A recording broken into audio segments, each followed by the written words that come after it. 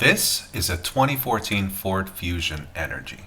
I love this car for so many reasons. Even though Ford gets a lot of hate, I think at this price point this is a steal, especially given that it's titanium, which is essentially a different car from the base model.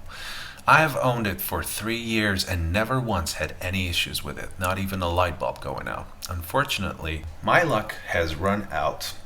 I saw hundreds of forum posts and Reddit threads about this particular car having an issue with its heated and ventilated seats, and most of the time dealer quotes are about 300, 400 or 500 US dollars for a new thermoelectric module.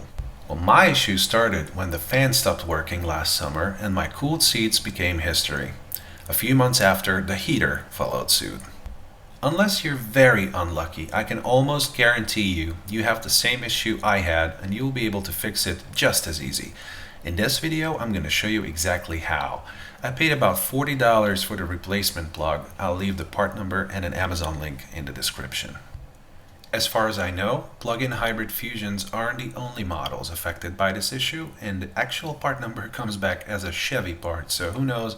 But one thing's for sure, all the Fusion models, plug-in Energi ones, the hybrid ones, and the good old regular gas models, Ford Explorers, Mustangs, and even some Lincoln models experience this problem too. The culprit is a ground wire in the seat control unit, shorting and burning out. According to the internet, it is supposed to be a double ground, so when we replace the plug, we'll split the ground wire into 2 connections and use the spare connector on the plug. The control unit for both front seats will be under the passenger seat, and once you pull out that big plug, you'll see exactly why your butt isn't getting the luxury treatment it deserves anymore.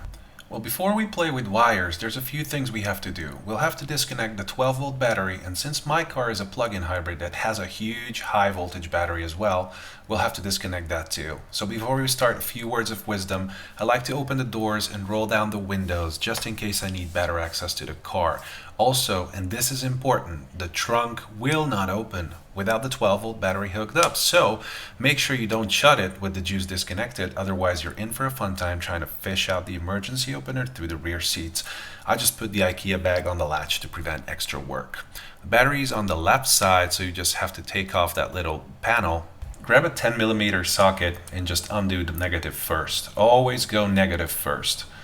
Once you're done that, just unhook the battery on the negative terminal and then do the same on the positive one. Make sure that they will not touch. With that out of the way, we will tackle the EV battery service switch.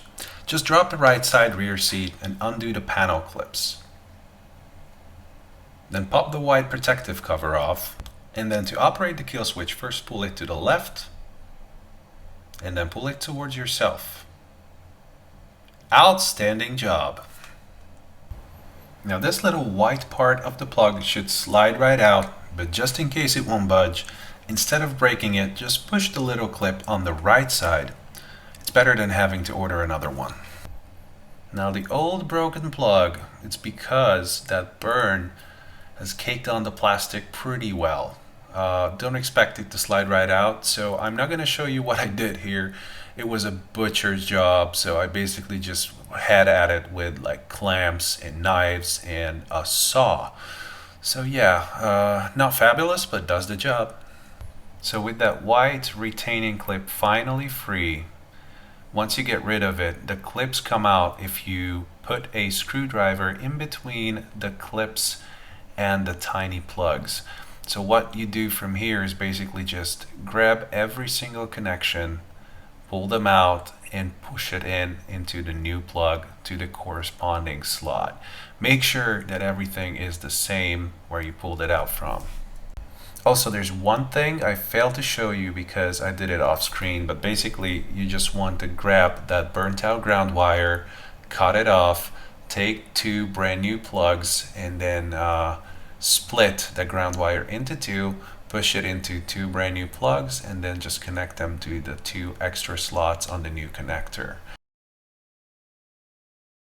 Now all we have left to do is put the white retainer clip back in its place, plug this thing back into the module, reinstall the EV battery service switch, hook back the 12-volt battery, positive first, negative last, pop the panel back on, and enjoy your crispy hot or ice cold backside. If this helped you out, please remember to leave a like, share, and or subscribe, do your Amazon shopping through my link, or just say cheers in the comments. It really helps me out a lot. Have a great day and be a great driver.